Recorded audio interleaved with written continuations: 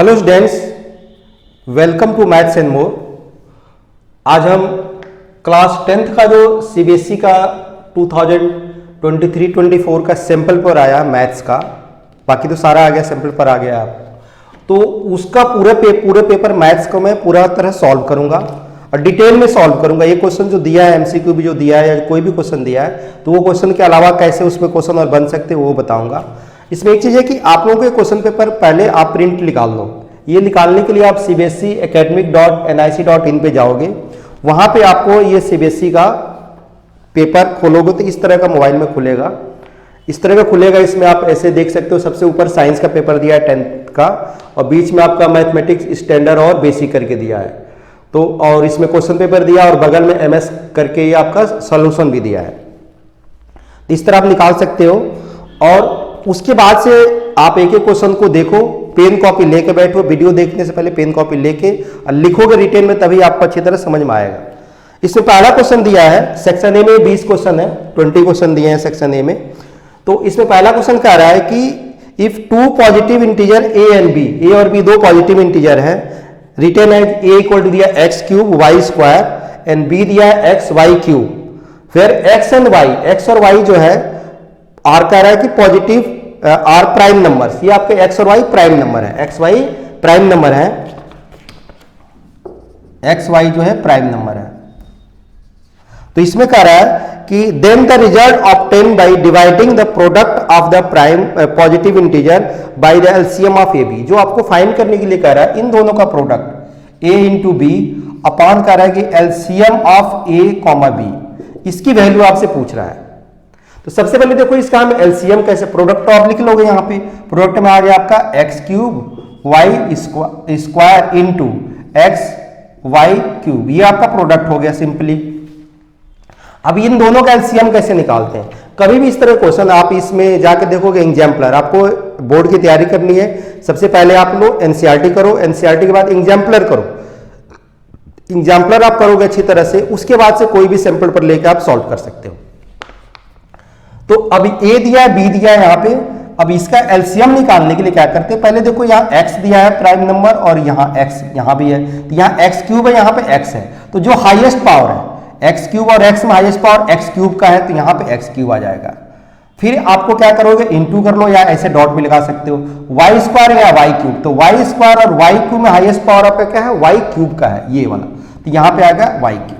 बस ये आपका एलसीएम आ गया, ये आपका एलसीएम। अब देखो लो कैसे कटेगा, तो भाई यहां भी एक्स क्यूब था, इस एक्स क्यूब से एक्स क्यूब कट जाएगा, वाई क्यूब से वाई क्यूब कट जाएगा, बचेगा क्या आपका आंसर में, एक्स बचेगा यहाँ पे और वाई स्क्वायर, यही आपका आंसर बचेगा जो आपको यहाँ पे बी में दिया हुआ। तो पहले का आंसर इसमें बी है। अब इस क्वेश्चन को चेंज करके कैसे, इसीलिए मैं बता रहा हूं कि वीडियो में आप थोड़ा लंबा हो जाएगा आप लोग, क्योंकि ये इस तरह के क्वेश्चन में बताऊंगा कि मान लो ये तो एलसीएम दिया है, एचसीएफ दे दिया और एचसीएफ से डिवाइड करने के लिए दे दिया, तब आप कैसे करोगे। तो मान लो यही चीज दे दिया आपको, ये तो आपका ये क्वेश्चन हो गया। अब ये मैं एक्स्ट्रा बता रहा हूं, जैसे मान लो ए इंटू बी दिया है और यहाँ एचसीएफ दे दिया ए कॉमा बी, तो एचसीएफ दे दिया यदि निकालने के लिए, तो ये तो आपका ऐसे ही आएगा x cube Y square into x Y cube. अब देखो दोनों का एचसीएफ निकालने के लिए क्या होता है, एचसीएफ में जब एक्स देखते हैं हम, तो इसमें एलसीएम हाईएस्ट पावर लेते हैं और एचसीएफ में लोएस्ट पावर लेते हैं। एचसीएफ में क्या करते हैं, लोएस्ट पावर एक्स, और वाई स्क्वायर और वाई क्यूब में लोएस्ट पावर क्या आएगा, वाई स्क्वायर आ जाएगा। अब इसे काट दो, तो इससे लोएस्ट से ये लोएस्ट कट गया, वाई स्क्वायर से ये आपका ये वाई स्क्वायर कट गया, तो इसमें देखो क्या आ रहा है, एक्स क्यूब वाई क्यूब, ये क्या आ गया एक्स क्यूब वाई क्यूब। तो ये हमेशा क्या होता है कि a इंटू बी जो है दोनों नंबर, ये होता है एलसीएम इंटू एचसीएफ। तो सिंपल सी बात है, जब आप a इंटू बी को आप यहाँ पे a इंटू बी प्रोडक्ट को जब एलसीएम से डिवाइड किया कर रहे हो, तो जो आ रहा है ये एचसीएफ ही है, ये चीज क्या है, एचसीएफ आ रहा है। ये भी पूछ सकता है कि ये एचसीएफ है, इसका एचसीएफ बताओ, या एचसीएफ ये क्या एचसीएफ के इक्वल है कि नहीं, कुछ क्वेश्चन बनाकर पूछ सकता है। और जब इसको एचसीएफ से डिवाइड करो तो आपको क्या आ रहा है, एलसीएम आ रहा है। ये आपको समझ में आ गया, पहले क्वेश्चन का आंसर बता दिया, एक्स्ट्रा जो चीज इसमें पूछ सकता हूं वही बता दें, कैसे एलसीएम निकालो, कैसे एचसीएफ निकालो। यहाँ पे ए और एक्स और वाई में दिया है, यहाँ एक्स देके यहाँ वाई देके इन दोनों को ए और बी में दे देता है, तब ए बी में भी आंसर पूछ सकता है। तो क्वेश्चन को जैसे पी क्यू में पूछ सकता है, कैसे भी करके आपको पूछ सकता है। बस ये देखना है कि एलसीएम जो होगा दोनों नंबर में जो हाईएस्ट पावर है वो लेंगे, जो प्राइम नंबर दिए हैं और एचसीएफ में दोनों में लोएस्ट लेंगे। ये पहला क्वेश्चन आपको अच्छी तरह से हो गया। देखो दूसरे क्वेश्चन में ये कह रहा है कि the given linear polynomial y equal to f x, y equal to दिया है एफ एक्स, ठीक है, और आपको ऐसे ग्राफ दे रखा है, ये लाइन ऐसे कट कर रही है, ठीक है, ये कट किया है 0,3 पे, 3,0 पे, ये कट किया है 0,4 पे, ये आपका y हो गया, x डैश x हो गया यहाँ पे, ये y डैश, ठीक है, इस तरह ग्राफ आपको दिया है। ये आपको एक लाइन दी हुई है, कह रहा है कि y equal to f x, ये कह रहा है कि गिवन लीनियर पोलिनोमियल, ये आपका लीनियर पोलिनोमियल दिया है, हैज, कह रहा है कि इसके 2 जीरो होंगे, ऑप्शन में लिखा है 2 जीरोज ए में, और बी में दिया है 1 जीरो एंड 0 इज 3, 1 जीरो होगा और वो जीरो आपका 3 होगा। सी में कह रहा है 1 जीरो एंड 0 इज 4, वो 1 जीरो होगा और 0 4 होगा। अगला कह रहा है कि नो जीरो, इसका कोई जीरो नहीं होगा। देखो इसमें क्या करना होता है, जब भी इस तरह का y, ये देखो y इधर दिया, x यहां दिया है, तो हम देखते हैं x, देखो ये इस x एक्सिस को कोई भी ग्राफ या कोई भी पोलिनोमियल, कोई भी लाइन, कोई भी कर्व जितने जगह कट करती है उतने इसके जीरो आते हैं, और जिस पॉइंट पे कट करती है वही आपका जीरो आ गया। तो इस वाले जो आपका पोलिनोमियल दिया है, ये लीनियर पोलिनोमियल है, एक लीनियर एक लाइन है, आपका स्ट्रेट लाइन है। तो ये देख रहे हो ये कहां कट करा, एक जगह इसने कट किया x एक्सिस को कट किया एक जगह, और इसका जो आपका जो जीरो आ रहा है कितना 3 आ रहा है। तो आपका इसका जो आंसर होगा कि इसमें 1 जीरो एंड 0 इज 3, क्या होगा 1 जीरो है, इसमें 1 जीरो आपका दिया है, ये 1 जीरो एंड द 0 इज 3, आपका क्या होगा 0 3 होगा। ये आपका ये दिया आपका इसमें बी में, इसका भी आंसर बी है। ये मेरे ख्याल से अच्छी तरह समझ में आ गया होगा आप लोगों को। अब ये क्वेश्चन देखो, ये तो मैंने क्वेश्चन जो दिया है इसमें सिंपल प्रूफ बता दिया। अब क्वेश्चन चेंज करके आता है, उसमें बच्चे फंसते हैं कैसे। कभी भी इसमें 2-3 तरीके से क्वेश्चन दे देता है, नंबर ऑफ जीरो भी पूछ देता है आपसे, जैसे इस तरह कर्व दे दिया आपको, ऐसे यही कर्व दे दिया और ऐसे दे दिया, ये नंबर ऑफ जीरो बताओ, तो 1 2 3 4 जगह कट किया तो ये 4 जीरो आएंगे इसके, ठीक है। अब इसमें क्या होता है कि ये आपका इसमें दिया है कि नंबर ऑफ जीरो बताओ, ठीक है, नंबर ऑफ जीरो आपने बता दिया। अब ये जब चेंज करके आएगा तो कैसे करेगा, ये दे देगा x equal to f y, इस क्वेश्चन को दे देगा, x इधर दे दिया, y इधर दे दिया। अब जब ये ध्यान देखना है कि y equal to f x है, ये पोलिनोमियल बोल दिया x equal to f y, x equal to f y जब बोलेगा तब ये वाला क्वेश्चन जो आपको दिया है तो इसमें एक ही जीरो आएगा, बट इसमें 0 4 हो जाएगा, ये 3 की जगह 0 4 हो जाएगा, इसमें 0 4 होगा, इस वाले क्वेश्चन में 4 होगा, 0 इसमें एक ही 0 होगा, 1 0 होगा और वो क्या होगा 0 4 होगा। अब इस वाले कर्व में ऐसे कर्व दे दिया, ये y आपका है, ये आपका x है, मान लो x डैश है और ये आपका y डैश है, ठीक है। तो इसमें नंबर ऑफ जीरो एक ही होगा, क्योंकि ये वाला जब कर्व देगा x equal to f y, तो जब x equal to f y तो y पे देखते हैं कि कर्व कितने जगह कट कर रहा है, और y equal to f x दिया तो x पे देखते हैं कि कितने जगह कट कर रहा है। ये बच्चों को जनरली नहीं पता होता है, और ये क्वेश्चन कई बार आपका प्री बोर्ड में, स्कूलों में या चाहे बोर्ड में भी चेंज करके दे देते हैं। तो मेरे ख्याल से ये दोनों टाइप के क्वेश्चन बता दिया कि y equal to f x दिया है तब क्या करोगे आप, x, और x equal to f y दिया है तब क्या करो, x equal to f y दिया है तो आप y पे देखोगे, और y इक्वल टू एक्स दिया तो x पे देखोगे कितने जगह कट किया, जहां कट किया वही आपका 0 हो जाएगा। ये मेरे ख्याल से दोनों क्वेश्चन अच्छी तरह आप लोगों को समझ में आ गया। क्वेश्चन नंबर 3 कह रहा है कि the line representing the given pair of linear equation are non intersecting which are following statement is true. देखो सिंपल सा एक कर्व बना के ऐसे दिया आपको यहाँ पे, और ये 2 लाइन ऐसे दिया हुआ है, 2 लाइन ऐसे दिखा रखा है, 2 लाइन आपको ऐसे दिखा रखा है, ठीक है, 2 लाइन दिखा रखा है, ये दोनों, ये बताना है कि ये, अब ये दोनों लाइन आपको क्या है, पैरेलल है। दोनों लाइन क्या होती हैं, पैरेलल होती हैं। पहले कि इसका इक्वेशन वही दिया है, a1x plus b1y plus c1 equal to 0, इसका दिया a2x plus b2y plus c2 equal to 0। 2 line दिया हुआ है, दोनों का इक्वेशन दिया है, और जो आपकी इंटरसेक्टिंग करती है या पैरेलल है या कोइंसिडेंट है, उस पे जो क्वेश्चंस आता है वही इसमें है। इसमें जो ऑप्शन आएगा आपका a1/a2, इसमें जब क्या होता है पैरेलल के लिए, फॉर पैरेलल लाइंस, पैरेलल में क्या होता है, नो सॉल्यूशन, आपको पैरेलल लाइन हो चाहे नो सॉल्यूशन, इसमें कोई सॉल्यूशन नहीं आएगा, क्योंकि सोल्यूशन आता है जब लाइन इंटरसेक्ट करती है, कोई इंटरसेक्ट नहीं करेगी, सीधी जा रही है। तो इसमें जो होता है A1/A2 इक्वल टू आता है B1/B2 not equal to C1/C2। आपको पता है ये A1/A2 equal to B1/B2 not equal to C1/C2। ये इसका क्या है ऑप्शन, इसमें भी बी दिया है, तो बी वाला ऑप्शन इसका भी क्या है करेक्ट है, बाकी के ऑप्शन अलग दिए हैं। अब देखो इसमें ये तो आपका हो गया क्वेश्चन। अब इसमें मान लो कि एक तो होता है ये पहला, ये मान लो सेकंड पार्ट लाइन इंटरसेक्ट कर रही है, तो इसमें आता है A1/A2 not equal to B1/B2, यही आपका मेन चीज है। तीसरी जो कंडीशन आता है कि लाइन कोइंसिडेंट है, एक लाइन पे दूसरी लाइन आ गई, तो इसको कोइंसिडेंट लाइन या इसको डिपेंडेंट भी बोलते हैं। ये वर्ड याद रखना आपको, डिपेंडेंट लाइंस या इसको कोइंसिडेंट भी बोलते हैं, डिपेंडेंट लाइन या कोइंसिडेंट लाइन। तो इस वाले थर्ड वाले केस में क्या आता है A1/A2 इक्वल टू आता है B1/B2 इक्वल टू आता है C1/C2। तीनों इसमें क्या आएंगे इक्वल आएंगे। तो ये मेरे ख्याल से तीनों कॉन्सेप्ट आपको बता दिया। इसमें दोनों पैरेलल थी, तो A1/A2 equal to B1/2 not equal to, इसमें इसी तरह के क्वेश्चन में दोनों में K की वैल्यू डाल के आपको बोलेगा लाइंस पैरेलल है तो ये इस पे निकालोगे K की वैल्यू, और ये कोइंसिडेंट या डिपेंडेंट या मेनी सॉल्यूशन, आपका इसमें एक मेनी सॉल्यूशन भी आ सकता है। क्या होगा मेनी सॉल्यूशन, इसमें सॉल्यूशन जो होगा मेनी सॉल्यूशन आएगा।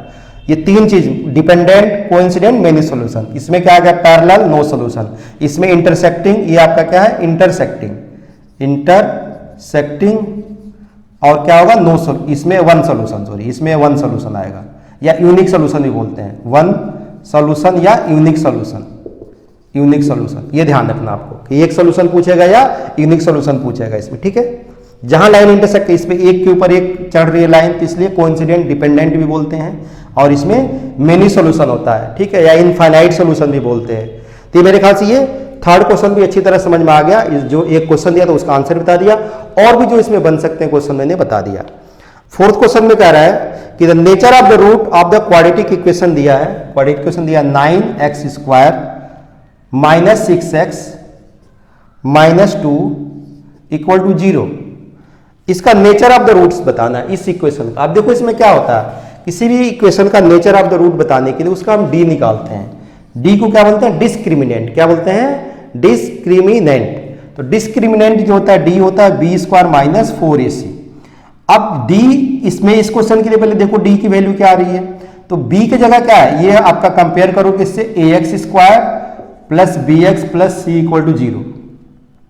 x² का कोफिशियंट जो होता है वो आपका a होता है। कई बार बच्चे 9x इसको पूरे को लिख देते हैं 9x को, तो a की जगह इसमें क्या दिया है, a की जगह लिख लो 9 आया है, b की जगह -6 है और c की जगह -2 है। तो इसमें जब पुट करोगे b² - 4ac, तो इसमें क्या आएगा b की जगह -6 का होल स्क्वायर -4 इंटू a की जगह 9 और c की जगह -2। देखो माइनस का स्क्वायर कभी भी प्लस आएगा, तो ये 36 होगा। कई बार बच्चे यहाँ भी गलती करते हैं, माइनस के स्क्वायर में -36 लिख देते हैं। 4 9 जा आपका हो गया 36 और c की वैल्यू आपको दिया है 2, तो ये आपका आ जाएगा 2, तो 36 इंटू 2 ये 72 हो जाएगा। कितना हो गया 72 हो गया। तो इसको आप जो ऐड कर लो, तो 6 और 2 आपका 8 हो गया और ये 9 और 7 108 हो गया। तो 108 जो आ रहा है ये क्या होता है डी जो आपने निकाला, ये डी की वैल्यू ग्रेटर देन 0 है। डी की वैल्यू जब ग्रेटर देन 0 होती है तो दोनों रूट्स जो होते हैं वो डिस्टिंक्ट होते हैं। डिस्टिंक्ट मैंने अलग अलग आएंगे दोनों रूट। एक तो रियल होगा, रूट्स क्या होंगे रियल होंगे, रियल और डिस्टिंक्ट होंगे, ठीक है। तो रियल और डिस्टिंक्ट इसमें ऑप्शन दिया हुआ है कि रूट्स टू और रूट्स कितने आएंगे, दो रूट्स आएंगे इसके, 2 डिस्टिंक्ट रियल रूट। तो इसमें सी वाला ऑप्शन जो है करेक्ट है, चौथे का सी ऑप्शन क्या है करेक्ट है। इसमें लिखा है 2 डिस्टिंक्ट रियल रूट। पहला ये जो हम दिया no real roots, no real roots के लिए क्या होता है डी जो तुम्हारा आपका निगेटिव आता है, डी लेस देन 0, डी की वैल्यू क्या आती है निगेटिव आती है। डी की वैल्यू जब निगेटिव आती है तो उसका कोई रूट्स नहीं निकलता है, वो फिर आपका इमेजिनरी रूट आता है, कॉम्प्लेक्स नंबर बन जाता है। तो वहां पे हम ये बोलते हैं यहाँ पे कि नो रियल रूट्स। इसमें क्या होता है नो रियल रूट्स, आपका कोई रियल रूट्स नहीं है, ठीक है। और d इक्वल टू जब 0 आता है, d इक्वल टू 0 आता है, d इक्वल टू 0 आता है, इसका मतलब होता है कि रूट्स जो है वो रियल है और क्या है इक्वल है। इक्वल रूट आएगा, दोनों रूट्स आपके इक्वल, जिसमें जैसे डिस्टिंग अलग अलग आ रहे हैं, जो ये क्वेश्चन दिया है। और यदि यही कंप्लीट होल आपका कोई ये जीरो आता, जब जीरो आता तो आपका ये जो आता रूट्स इसके जीरो पे क्या आएंगे, ये आपके दोनों रूट्स इक्वल आएंगे, दोनों रूट्स आपके इक्वल आएंगे और रियल आएंगे। अब कई बार कंप्लीटिंग होल स्क्वायर भी आता है, जब कंप्लीटिंग होल स्क्वायर आएगा तो रूल जो रूट्स जो होंगे वो आपके क्या होंगे, रेशनल आएंगे। और जैसे ये कंप्लीटिंग होल स्क्वायर नहीं है तो इसके रूट्स जो होंगे इरेशनल। ये भी बहुत बारीक चीज है, बुकों में नहीं दिया रहता है कि जब आपका डी कोई भी स्क्वायर नंबर आ रहा है, कोई भी स्क्वायर नंबर आ रहा है, जैसे मान लो कि 1 आया, 4 आया, 9 आया, 25 आया, 16 आया, 36 आया, 49 आया, 64 आया, कोई भी स्क्वायर नंबर आ रहा है तो रूट्स जो होंगे बिल्कुल रियल होंगे और आपका रेशनल आएंगे, रेशनल नंबर होगा, ठीक है। और आपका स्क्वायर नंबर नहीं है, स्क्वायर नंबर नहीं है, मतलब जैसे ये दिया है तो इस वाले केस में क्या होगा, इरेशनल रूट आएंगे। रियल तो होंगे क्योंकि इरेशनल नंबर भी आपका रियल नंबर होता है, तो बट वो इरेशनल रूट्स होंगे। क्या आएंगे, इरेशनल रूट्स आएंगे, ये आपको ध्यान रखना है।